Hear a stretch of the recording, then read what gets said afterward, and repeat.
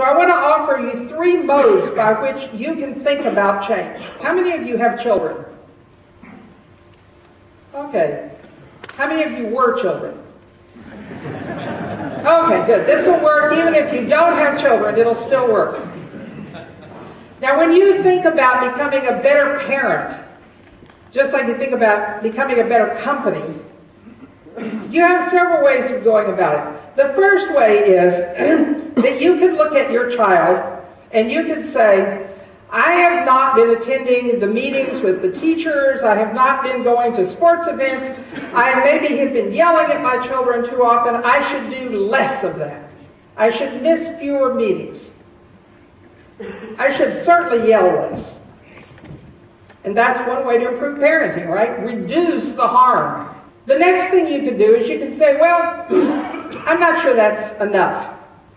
Just doing less bad is not enough. I think I should figure out how to become a good parent. So we might do things like say, I think I will join or maybe buy season tickets to a sporting event. And I'll take my children with me. And so we'll do something together. That's a little better than doing less harm, right? It's a little better than yelling less at your kids and missing fewer sporting events. You say, let's actually work on doing better, doing good. But there is a third way, which is the way I'm going to invite you not only to think about your children and your grandchildren, I have a lot of those, but also to think about your business. Think about your child as unique, distinctive.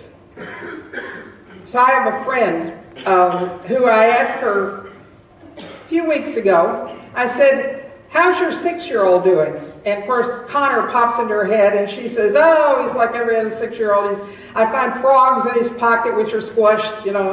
I find paper clips that I picked up somewhere. I got pennies that he's found somewhere that somehow he thinks will add up to something. So now we have a picture of a 6-year-old.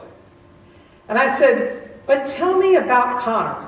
What's unique? What's happening with the uniqueness of Connor? She says, oh my. They live on a wetland on an island off of Seattle. And she said, he is out in the morning before any of us are awake, walking carefully so that he never steps on anything in that wetland, trying to understand life and biology. He can't write yet.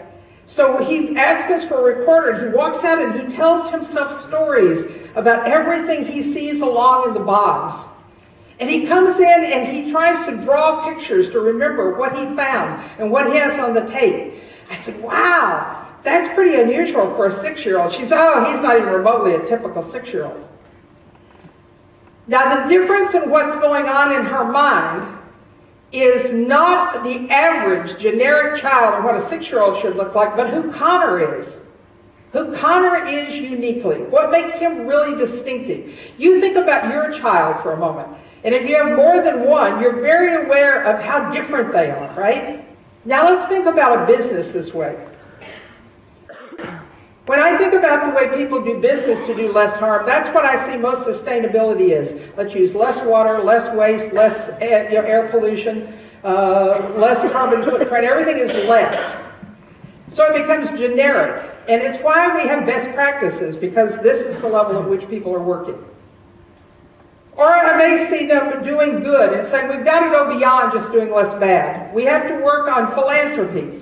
You know, we have to work on maybe giving our executives leave so that they can go and serve. And all of that is great. In fact, I'm in favor of doing the less bad also.